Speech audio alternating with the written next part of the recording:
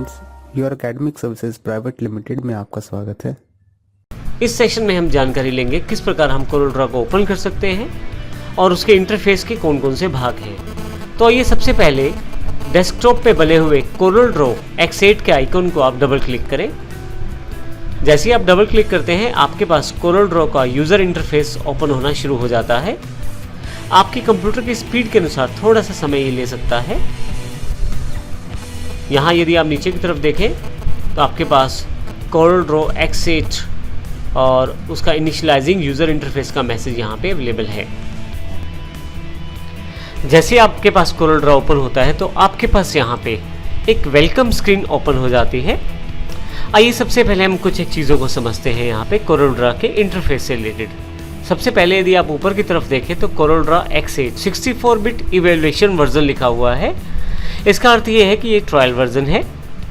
इसके पश्चात Corel Draw का मेन्यू बार्स दी गई हैं। जैसे फाइल आप क्लिक करें तो फाइल की कमांड्स आप यह देख सकते हैं, टूल्स, विंडोज़, हेल्प और परचेज़। क्योंकि ये ट्रायल वर्जन है तो कोरल ड्रॉ की तरफ से मेरे पास यहाँ पे ऑप्शन दिया गया है कि मैं चाहूँ तो इसे कभी भी परचेज़ कर सकता हूँ और ओरिजिनल सॉफ्टवेयर में कन्वर्ट कर सकता हूँ। लेकिन यहाँ इन सब चीज़ों की जानकारी लेने से पहले सबसे पहले नीचे यहाँ एक टैब खुली हुई है जिसका नाम है वेलकम स्क्रीन। इसकी जानकारी लेते हैं। इस वेलकम स्क्रीन में काफ़ी सारे पार्ट्स, जैसे आप यहाँ की तरफ से नीचे की तरफ आते हुए सबसे पहला बटन गेट स्टार्टेड का है जो डिफ़ॉल्ट रूप में आपके पास ओपन है। आप चाहें तो यहाँ से नया डॉक्यूमेंट खोल सकते हैं, अर्थात कोरल ड्रॉ की नई फाइल बना सकते हैं। आप किसी बने हुए टेम्पलेट से भी कोरल ड्रॉ फाइल को बना सकते हैं। अगर आपने पहले कोई फाइल खोली है तो ओपन रिसेंट, और यदि आप किसी और प्रकार की फाइल खोलना चाहते हैं तो ओपन अदर भी कर सकते हैं। अब यहीं पे राइट हैंड साइड की तरफ एक ऑफर भी दिया गया है कोरल ड्रॉ की तरफ से, और यहाँ ये जो इंटरफेस मेरे पास अवेलेबल है इसका फ़ॉन्ट साइज़ यहाँ से सेट हो सकता है। जैसे यहाँ मैं क्लिक करता हूँ तो साइज़ छोटा हो गया है और यहाँ क्लिक करता हूँ तो बड़ा हो गया है। इसके अतिरिक्त यहाँ से काफ़ी सारे पार्ट्स दिए गए हैं। जैसे नीचे की तरफ आए तो वर्क स्पेसिस। अब यहाँ पे वर्क स्पेस का अर्थ कोरल ड्रॉ के द्वारा अलग अलग तरह के टूल्स, मेन्यूज़ अवेलेबल करवाना, जिसके द्वारा आप आसानी से अपने कार्य को कर पाएँ। इसमें मेन्यूज़ तो वही रहते हैं लेकिन उसको दिखाने का तरीका अलग हो जाता है। आपकी कार्य की सरलता के अनुसार उसको व्यवस्थित अर्थात निर्धारित किया जाता है। कुछ चीज़ें आपके पास हटाई जाती हैं, कुछ दिखाई जाती हैं इसमें, परंतु जब भी आप चाहें उन सभी चीज़ों को जो आप चाहते हैं प्राप्त करना कोरल ड्रॉ से, उन सभी टूल्स को कभी भी आप प्राप्त कर सकते हैं दोबारा।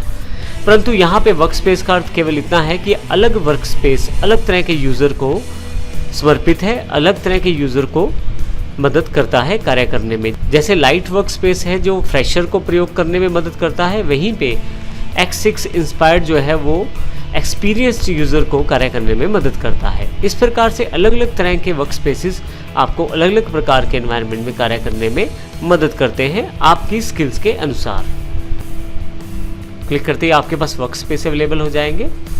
कोरल ड्रॉ में डिफ़ॉल्ट रूप में आपके पास यहाँ पे वर्क स्पेसिस की पूरी लिस्ट दी गई है, जिसमें पहला वर्क स्पेस लाइट है, X6 इंस्पायर्ड वर्क स्पेस है, default, speciality, illustration, page layout और एडोब इलस्ट्रेटर के नाम से यहाँ पे काफ़ी सारे वर्क स्पेसिस दिए गए हैं। आप इन वर्क स्पेसिस का प्रयोग कर सकते हैं टूल्स की सेटिंग्स के लिए, एनवायरनमेंट की सेटिंग्स के लिए। जब आप कोरल ड्रॉ को खोलते हैं तो डिफ़ॉल्ट रूप में आपके पास डिफ़ॉल्ट इंटरफेस अवेलेबल रहता है। किसी भी चीज़ की अधिक डिस्क्रिप्शन यहाँ पे पूरी तरह से कोरल ड्रॉ में जानकारी दी जाती है। जब मैं लाइट पे क्लिक करता हूँ तो यहाँ नीचे की तरफ the light workspace is ideal for new users who are getting started. अगर आप नए यूज़र हैं और बिल्कुल शुरुआत कर रहे हैं तो आपके लिए सबसे बेहतर वर्क स्पेस आपके लिए जो दिया गया है कोरल ड्रॉ की तरफ से वो लाइट है, जिसमें अधिक टूल नहीं दिखाए जाते, परंतु आप सभी फीचर्स को जब चाहें तब प्रयोग कर सकते हैं। इसी के साथ आपके पास यहाँ X6 इंस्पायर्ड वर्क स्पेस है। आप इस वर्क स्पेस का प्रयोग कर सकते हैं। यह वर्क स्पेस लगभग डिफ़ॉल्ट कोरल ड्रॉ के वर्क स्पेस जैसा ही रहता है, परंतु इसका प्रयोग एक्सपीरियंस्ड कोरल ड्रॉ यूज़र्स के द्वारा ज़्यादा किया जाता है या उनके लिए ज़्यादा सूटेड रहता है, क्योंकि नई सभी विशेषताओं के साथ आपको फिर भी ऐसा लगेगा कि कोरल ड्रॉ में आप जाने पहचाने तरीके से फैमिलियर एनवायरनमेंट में काम कर रहे हैं। इसी के साथ जैसा हमने डिफ़ॉल्ट में देखा, डिफ़ॉल्ट पे क्लिक करते एक डिफ़ॉल्ट इंटरफेस अवेलेबल हो जाएगा। डिफ़ॉल्ट इंटरफेस के बारे में जो डिफ़ॉल्ट रूप में आपके पास अवेलेबल होगा, डिफ़ॉल्ट रूप में कोरोड्रा की तरफ से जो आपको टूल्स कंट्रोल्स दिए जाएंगे वो सभी इसमें अवेलेबल रहेंगे।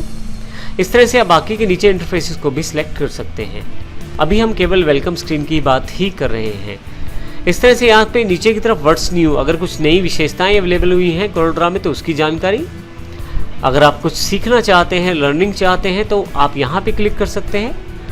और यदि आप इंटरनेट से जुड़े हुए हैं तो कोरोड्रा आपको काफ़ी सारे रिच रिसोर्सेज अवेलेबल करवाता है, जिससे आप कोरोड्रा से काफ़ी अच्छी जानकारी यहाँ प्राप्त कर सकते हैं नए नए डिज़ाइंस के लिए। इसी तरह से इंस्पिरेशन अगर आप लेना चाहते हैं पहले से बनी हुई ड्राइंग से तो वो भी ऑप्शन अवेलेबल है। यदि आप प्रोडक्ट की डिटेल्स लेना चाहते हैं, जैसे मैं जानना चाहता हूँ मेरा जो प्रोडक्ट है वो किस प्रकार का है, तो ये ट्रायल बेस्ड प्रोडक्ट है, 60 डेज रिमेनिंग दिखाया गया है, अर्थात मैंने यहाँ पे इसे प्रयोग करना शुरू किया है।